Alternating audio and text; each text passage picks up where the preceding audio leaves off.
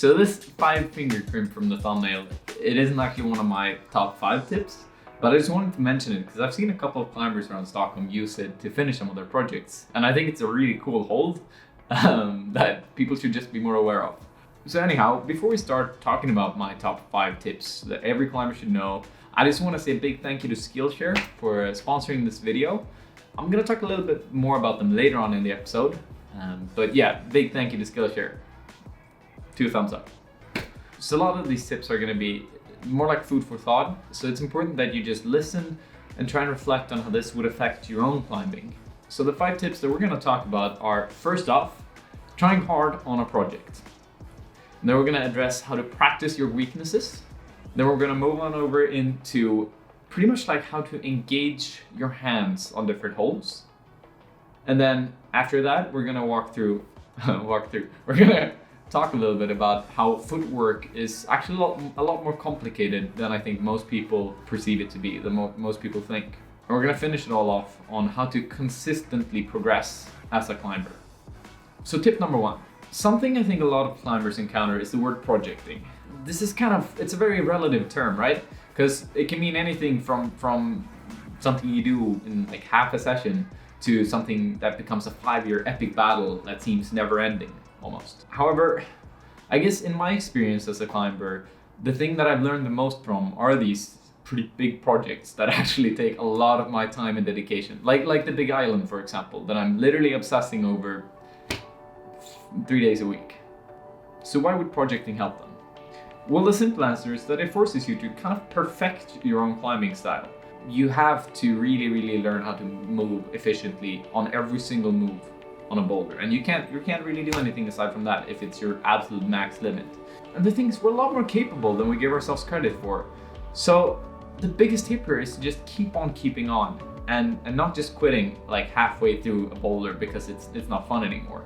At least not if you want to improve as a climber. So I mean, ask yourself this question: what's the longest you've spent on a project? Say it's 2 days for some. I mean, try and extend it to 3 days. What about a week?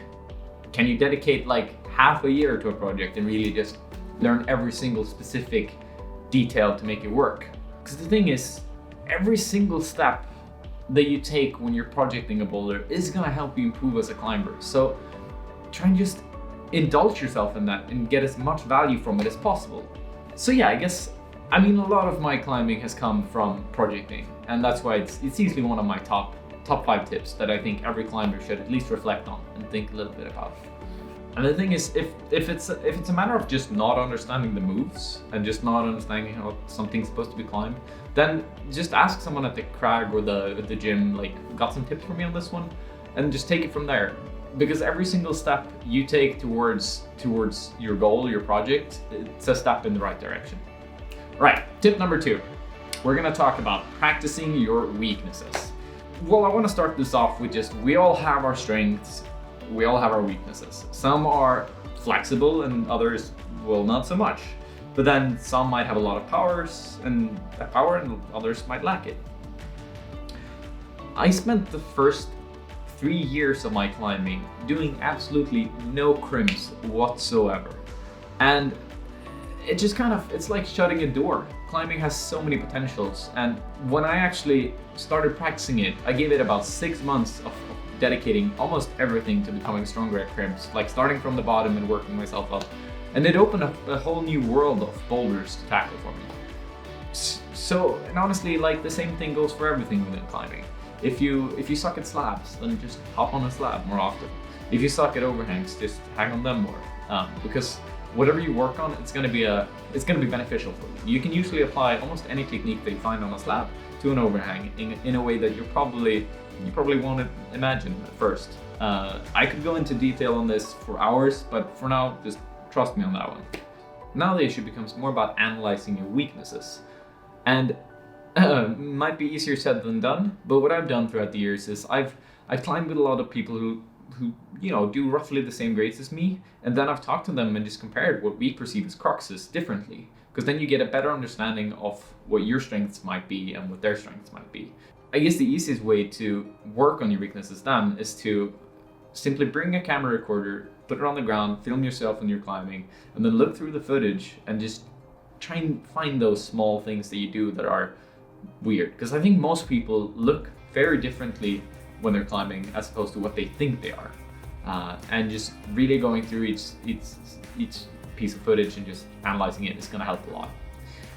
And further on that, another good way is to, again, if you're climbing with someone and you notice that you have a lot of differences in your climbing, you notice that, say, most of the moves on a boulder are equally hard for somebody who climbs roughly the same grade as you.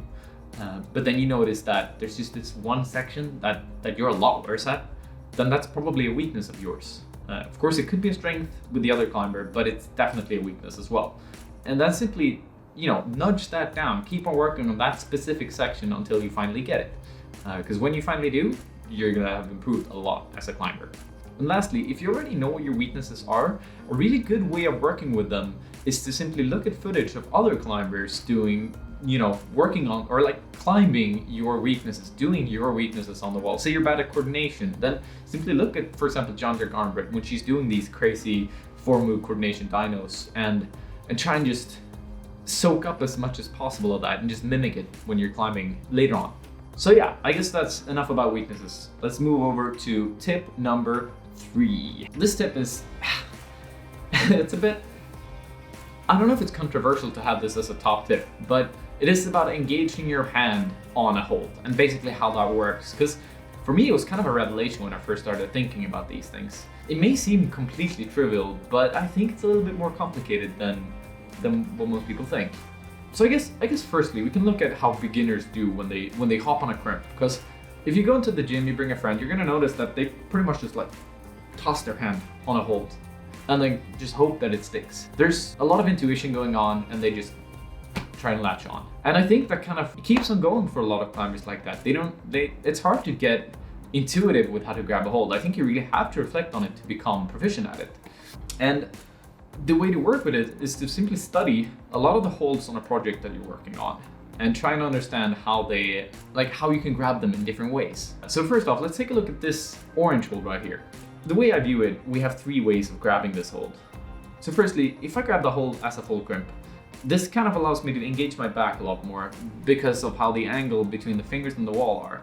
It makes it a lot easier for me to stay close to the wall as well. For example, if I want to move straight upwards, it's going to be quite easy to lock my back in, lock my chest in, and stay close to the wall, which is going to ultimately help with actually latching on to the next one.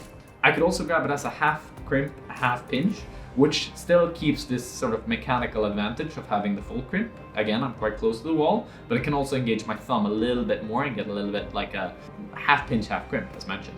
I'd say that this is the best way to grab it if you want to hold some compression, because you can sort of keep steady to the sides, but you're still not really wasting a lot of energy by full crimping it. So you can reserve that for a move that comes later on. And lastly, we can just simply take it as a pinch. But the thing is, when I pinch it, if you look at my index finger, it just becomes quite straight, which essentially means that I've lost the mechanical advantage of the full crimp. This isn't necessarily bad, but it gives me a different kind of leverage. When I hold it as a pinch, I can sort of lay back a lot more and move more to the sides instead of moving straight up. But I'm gonna have an easier time moving to the sides than if I had it as a full crimp. And this sort of thinking is actually something I apply to pretty much every boulder that I project. I try and reflect as much as possible on like how each hold is supposed to feel and what kind of minimalistic difference in how I grab it can make all the difference in the world. And I guess another good way to become proficient at this type of thinking is to climb a lot outdoors, because when you go outside, you're kind of forced to find all of these little nubbins and these extra things that make it possible to utilize a hold. And it's, I guess, a little bit more seldom that you can find it indoors than you can outdoors. You can still practice it indoors, but I think you need a lot more self-reflection if you're doing that. When you're going outdoors, it just kind of happens on its own.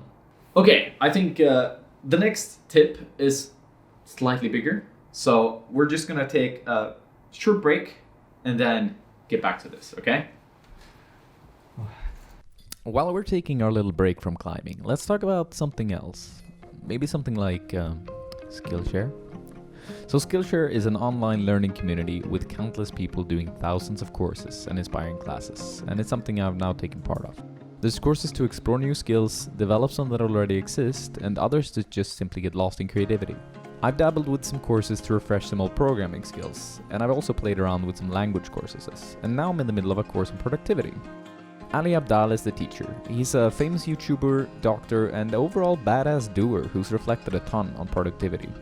Within the first few minutes of this course, it was obvious to me that this guy thinks a lot. He's collected those thoughts in this superb 2-hour course, which I so far feel can help boost my productivity and creative thinking by, well, something that's worth way more than the 2 hours it'll take to do the course. As I'm sure you can tell by now, this community and website is awesome. And to prove this even further, the first 1,000 people to use the link in my description will get a free trial of Skillshare Premium membership, and after that, it's only like $10 a month.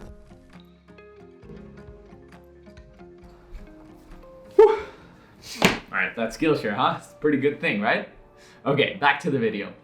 Next tip is about footwork, and how it's actually a lot more complicated than most people think. So first, we have to talk about the difference in shoes.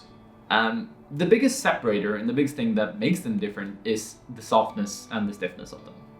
So stiff shoes are more utilized on ships and the smaller holds because of how they're pointed. They're very, very hard, which makes it a lot more steady as well.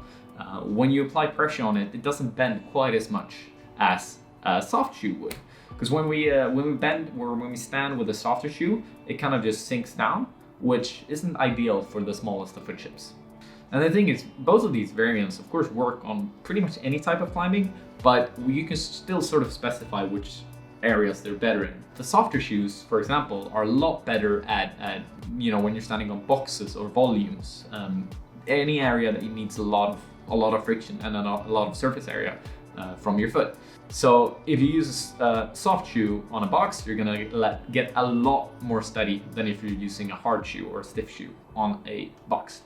So harder shoes have their own advantage. Again, it's when you're standing on those small foot ships, they're gonna help make all the difference in the world. But aside from that, I'd say that softer shoes are better for most types of climbing, which is why I almost wear softer shoes exclusively, unless there's like this very specific project that needs that extra piece of delicacy. So enough about shoes. Now let's talk about how to use them. A lot of climbers can become quite good at using their feet on a vertical section by pretty much just using their intuition and just iterating over it, doing it over and over again. However, I've noticed that a lot of people have a harder time applying the same mechanic to an overhang. And I'm thinking perhaps that's just because we're a lot more accustomed to the vertical surfaces, because that's what we have in our everyday life. So the tip that I want to talk about is more focused on how to pretty much drive force through your leg so that you can actually utilize it on an overhang. And the way I view it is that most people simply put their foot on a hold and then actually don't use so much of the force that they have to generate from it. And in the end, they kind of just pull themselves up using their arms. And this leads to people thinking that they're either too weak to climb overhangs or too strong to have proper footwork. And that's, in my opinion, far from the truth. Which is why I want you, on your next session, to really think about how you can apply a lot more force through your legs. Like, how can you drive more strength all the way from your chest down to your foot, and just like try and get as much in there as you possibly can. I think if you really think about it, don't you think you could get maybe 5% more, 10% more? And if you just focus, how much more can actually go in there? And when you eventually manage to just get a little bit extra, use that force for an explosive movement. Because that's kind of how it works. You, instead of just, letting your foot dribble off the foothold, try and just make sure that that's what's keeping you on the wall. Not your hands. Your feet are supposed to keep you on the wall, even in an overhang. Ultimately, you're gonna get to the next hole, you're gonna be able to stay with your feet far down low, and it's gonna help so much in your future climbing that it's almost ridiculous. So yeah, some food for thought. And again, try it for your next session. Drive force through your leg and just see how much you can get in there. Okay, now it's time for the next and the final tip. The best way to progress as a climber is to, drumroll, avoid injury. Yeah, this is something that I wish somebody would have just nudged into my head so heavily when I started climbing. Because within the first year of my climbing, I got a pretty big finger injury. This was in my mid-teens, now 7 years later, and it looks like this. I can still progress a lot, I can still train a lot, but I've lost several months due to this injury, and it's just, if I would have just relaxed a little bit, done more rehab, prehab, I could have avoided it. Aside from that, I've had a lot of minor injuries, and I've come to one pretty simple and obvious but still relevant conclusion. Warm up and proper conditioning through strength training is key to like surviving as a climber. So for this episode, I don't want to go into too much detail of what I do. That's going to be a separate one, maybe in the future. I just wanted to walk you a little bit through what my warm-up and my strength training sort of looks like. So the warm-up usually starts off with, or it always starts off with some cardio of some sort, either on the rowing machine or maybe with a hefty bike ride to the climbing gym. After that, I do a lot of stretching. So usually it's focused on the legs, but I try and include some upper body stretching as well. But legs are definitely the main focus. And then third off, I warm up with a lot of different weights, but very low weights. So it's nowhere near as heavy as when I try to train the muscles. So I do some brachioradialis curls, some bicep curls, and some military presses, mainly upper body stuff to just get everything going and make sure that I'm a little bit smoothened up in the body. And then moving over to strength training, I primarily do bench press and some bicep workouts, and finally deadlifts as my sort of main powerlifting exercises. The thing is, this doesn't necessarily mean that this is something you should do, which is why I don't want to talk about it anymore. What's so relevant about it is that it's taking me some time to come to a conclusion with which exercises are good for me, and they've helped so much with conditioning my body for climbing, and I'm sure you can find something that works for you as well if you haven't already. And if you have, good, just stick to that, keep on doing it. You're doing great. That's great. Great. So yeah, I guess there we go. Those were my kind of top 5 tips for climbers in general. I know it's kind of wide and everything, but I still feel like these are the most important ones I could think of. And if I missed something else that was important, make sure you drop a comment about it and we can discuss it in the section below. And yeah, if you liked the video, give it a thumbs up, subscribe if you haven't already, and I'll see you in the next one. Bye folks.